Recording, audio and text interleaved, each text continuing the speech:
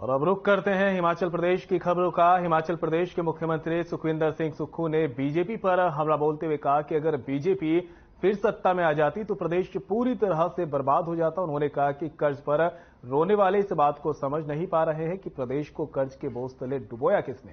बता दें कि मुख्यमंत्री सुखविंदर सिंह सुक्खू शुक्रवार को जिला कांगड़ा के हरिपुर में एक जनसभा को संबोधित कर रहे थे। इस दौरान उन्होंने कहा कि जब हम सत्ता में आए तो फाइनेंस अधिकारियों ने कहा कि सरकार को अगले महीने चलाने के लिए भी हमारे पास पैसे नहीं है। आज मैं मुख्यमंत्री बना हूं, कल कोई और बनेगा। कब तक कर्ज के सहारे सरकारें चलती रहेगी। उन्होंने कहा कि जब मैंने मुख्यमंत्री की शपथ ली तो पता चला कि प्रदेश पर 75,000 करोड़ रुपए का कर्जा चढ़ा हुआ है। तब से लेकर हम प्रदेश को कर्ज से मुक्त करने के लिए दिन रात कड़ी मेहनत कर रहे हैं।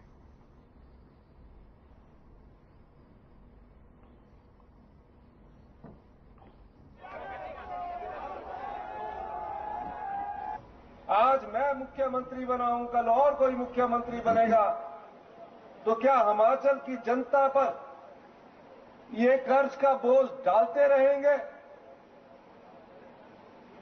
पता करने पर पता चला कि हिमाचल प्रदेश पर जिस दिन हमने मुख्यमंत्री के पद की शपथ ली 75,000 करोड़ रुपए का कर्जा चढ़ा हुआ है। और जितने भी हिमाचल निवासी है 75 लाख की हमारी जनसंख्या में, आप जितने भी इस सभागार में बैठे हैं, आप मत सोचिए कि हम पर कुछ नहीं है। आप पर भी 92,840 रुपए का कर्जा चढ़ा हुआ है। अब इन परिस्थितियों पर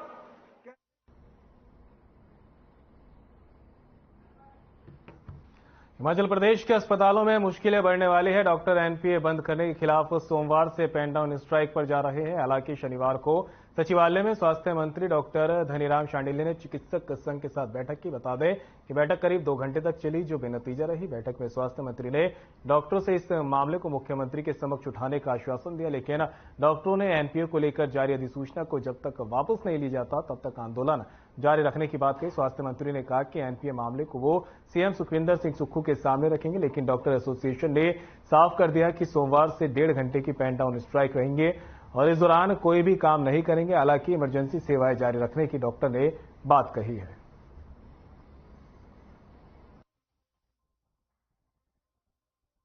तो हमारी अभी जो वार्ता माननीय स्वास्थ्य मंत्री के साथ बहुत सफल रही। उन्होंने कहा कि ये जो अधिसूचना निकली है ये उनकी फाइल और इसके जो उनके ध्यान में नहीं थी, उनको नहीं बताया गया, इसके बारे में उनको नॉलेज नहीं था। उसके बाद उन्होंने ये कहा कि इस त्रुटि को शीघ्र ही ठीक कर दिया जाएगा और हमें मतलब ये स्ट्राइक को कॉल ऑफ करने के लिए कहा था। लेकिन हम ये कि जब तक कि हमें ये अधिसूचना को वापस नहीं लिया जाता है तब तक हम अपना जो एजिटेशन एज इट इज रखेंगे।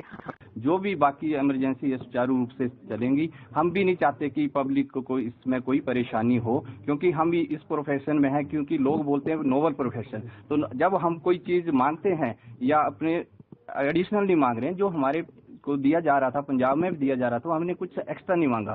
तो जब देने की बात होती है तो थोड़ा सा मतलब डॉक्टर्स कम्युनिटी को ऐसे लिया जाता है। लेकिन हम भी 24/7 सेवाएं दे रहे हैं और ओड आवर्स में हम काम करते हैं। ऐसा नहीं है कि 4 बजे तक पेशेंट देखते हैं, हम अपना पेशेंट देख के जाते हैं, चाहे वो 6 बजे, क्योंकि हमारा भी दायित्व है, समर्पण है लोगों के प्रति। गलती गुजरती है तो उस वक्त इस प्रकार के फैसले फाइनेंस की तरफ से आ जाती हैं। और डॉक्टरों को हमने सुना है, उनकी मेरे साथ सेक्रेटरी थी, अब तो डॉक्टर हेल्थ शायद किसी काम से बाहर गए थे, उनको ठीक तरीके से समझाया।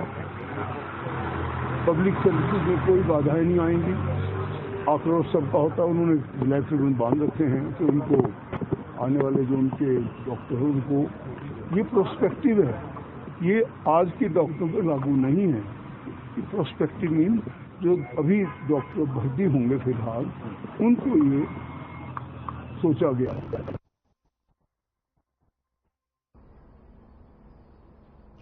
और अब खबर शिमला से है, जहां सीपीआईएम नेता संजय चौहान ने कहा कि भारत की कम्युनिस्ट पार्टी प्रदेश सरकार की तरफ से लागू की जा रही पानी, बिजली, सफाई जैसी मूलभूत सेवाओं की दरों में वृद्धि कर जनता पर आर्थिक बोझ डालने वाली नीतियों की कड़ी निंदा करती है और सरकार से मांग करती है कि जनहित को ध्यान में रखते हुए इन नीतियों को लागू करने के निर्णय को तुरंत वापस ले। साथ ही कहा कि सरकार की तरफ से लागू की जा रही इन आर्थिक नीतियों से पहले से ही लोग महंगाई और बेरोजगारी से जूझ रहे हैं। उन्होंने कहा कि पार्टी का मानना है कि वर्तमान कांग्रेस सरकार भी पूर्व की बीजेपी सरकार की आर्थिक नीतियों का अनुसरण करने का कार्य कर रही है। कांग्रेस सरकार को बने अभी 6 महीने होने जा रहे हैं। इस दौरान सरकार ने पानी और बिजली की दरों में भारी वृद्धि की है। भारत की कम्युनिस्ट पार्टी मार्क्सवादी प्रदेश सरकार द्वारा मूलभूत आवश्यकताओं, जिसमें पीने का पानी, बिजली, सफाई व अन्य मूलभूत आवश्यकताएं, उनकी दरों में की गई भारी वृद्धि की कड़ी निंदा करती है और सरकार से मांग करती है कि तुरंत जो है इस वृद्धि को जो है वापस ले और जनता को जो है राहत प्रदान करें। अन्यथा सरकार के इस निर्णय से विशेष रूप में जो गरीब आम जनता है वो जो है पानी, बिजली, सफाई जैसी मूलभूत सुविधाओं से वंचित हो जाएगी और उसको जो है आजीविका का संकट जो है वो पैदा हो जाएगा। हिमाचल प्रदेश की राजधानी शिमला में सिंगल यूज प्लास्टिक इकट्ठा करने पर अब लाखों रुपए की कमाई हो सकती है। दूध, दही और लस्सी की खाली पैकेट जमा करने पर नगद इनाम मिलेगा। बता दें कि राजधानी में नगर निगम ने SJVNL के साथ मिलकर शहर से सिंगल यूज प्लास्टिक हटाने के लिए अभियान की शुरुआत की। इससे आम शहरी से लेकर वार्ड पार्षद तक अपना योगदान दे सकेंगे। वहीं अभियान को सफल बनाने के लिए नगर निगम शिमला के mayor Surendra Chauhan ground zero पर उतरे और अपने साथ ही पार्षदों के साथ दुकानदारों को जागरूक किया। जानकारी के मुताबिक नगर निगम शिमला के मेयर सुरेंद्र चौहान ने बताया कि सिंगल यूज प्लास्टिक को एकत्रित करने वालों को 2 लाख तक का इनाम दिया जाएगा।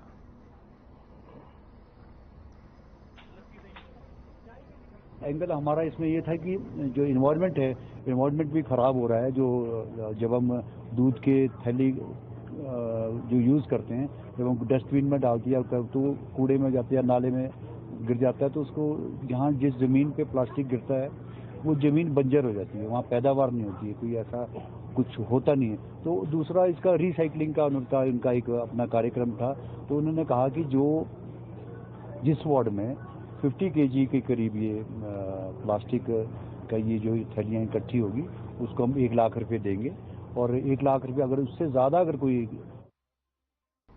और अब खबर सोलन से है, जहां मुख्य संसदीय सचिव लोक निर्माण, स्वास्थ्य और परिवार कल्याण जनसंपर्क संजय अवस्थी ने राजकीय औद्योगिक प्रशिक्षण संस्थान सोलन में 31वीं राज्य स्तरीय ITI महिलाओं की सांस्कृतिक और एथलीट प्रतियोगिता का शुभारंभ किया। इस राज्य स्तरीय संस्कृति और एथलेटिक प्रतियोगिता में प्रदेश भर की ITI की सैकड़ों छात्राएं भाग ले रही हैं। इस प्रतियोगिता के शुभारंभ अवसर पर CPS संजय अवस्थी ने बताया कि छात्रों को अपना लक्ष्य निर्धारित कर आगे बढ़ना चाहिए, तभी वे कामयाबी हासिल कर सकते हैं।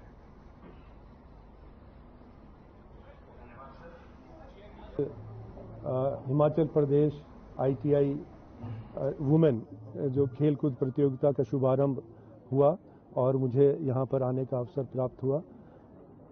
तकनीकी शिक्षा के प्रति माननीय मुख्यमंत्री ठाकुर सुखविंदर सिंह सुक्खू जी ने ये सीधा उनका इंटेंट है और उनका जो दृष्टिकोण है कि तकनीकी शिक्षा के माध्यम से युवाओं को शिक्षित करें और न सिर्फ रोजगार के साधन उनको सृजित करने का एक मौका मिलता है, बल्कि वो औरों को भी रोजगार देने में सक्षम होते हैं अपना स्टार्टअप करने।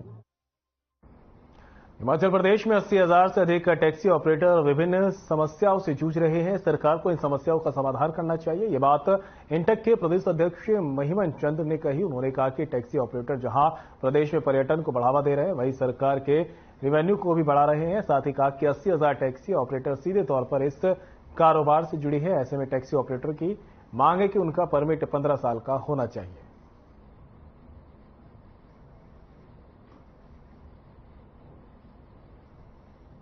हमारे टैक्सी ऑपरेटर हैं वो आज की डेट में हताश और परेशान हैं, क्योंकि जो हमारा GPS सिस्टम है, पिछली सरकार ने कोई 5 कंपनियों को यहां पे उस GPS को लगाने के लिए एथोराइज किया था, लेकिन वो कंपनियां भाग चुकी हैं, या तो कोई क्या कारण है कि वो जो हमारे जीपीएस हैं वो सिर्फ एक खाली डिब्बा बन के रह गए हैं।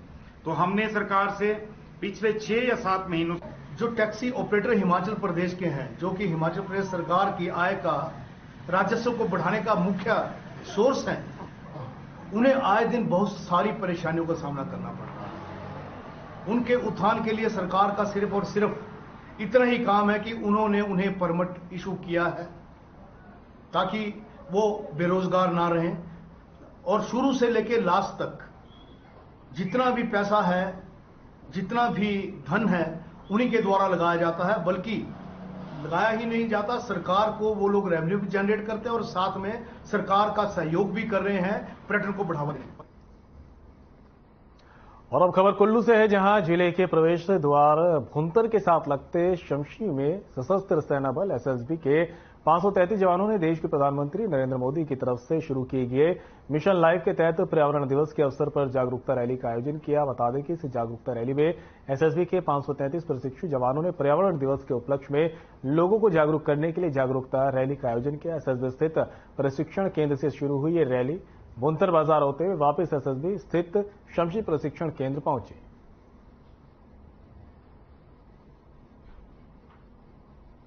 का यहाँ पे हमारा भी 533 ट्रेनीज जो है वो यहाँ पे ट्रेनिंग कर रहे हैं, जिसमें इस रैली का जो मुख्य उद्देश्य है वो लोगों को जागरूक करना है। जो गवर्नमेंट की स्कीम चल रही है मिशन लाइफ जो है, मतलब कि कैसे अपनी लाइफस्टाइल को चेंज कर सकते हैं एनवायरनमेंट को बचाने के लिए।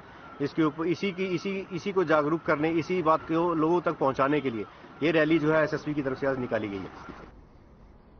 औद्योगिक क्षेत्र बद्दी में करोड़ों की नकली दवा निर्माण के एक मामले में राज्य दवा नियंत्रक प्राधिकरण ने बड़ी कार्रवाई की थी, जिसमें बद्दी स्थित साइबर फार्मास्यूटिकल कंपनी की प्रोपराइटर को गिरफ्तार कर दिया गया है। बता दें कि महिला उद्यमियों को बुधवार शाम कोर्ट में पेश किया गया था, जहां से उसे 3 दिन की रिमांड पर भेजा गया था, और आज 3 दिन की रिमांड के बाद फिर महिला उद्यमी को नालागढ़ कोर्ट में पेश किया गया।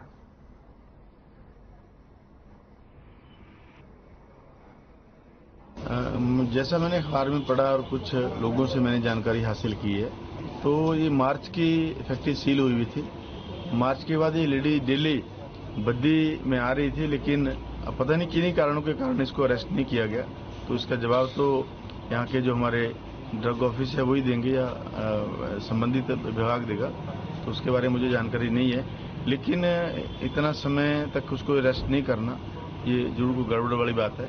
तो हम भी चाहते हैं कि बद्दी में जो है इंडस्ट्री जो चल रही है उसको ठीक तरीके से चले, और जो लोग जाली, सारे नहीं ऐसे हैं, कुछ लोग होते हैं जो जाली दवाइयों से लिंक है। और बुलेटिन में मेरे साथ इतना ही, दीजिए इजाजत, नमस्कार।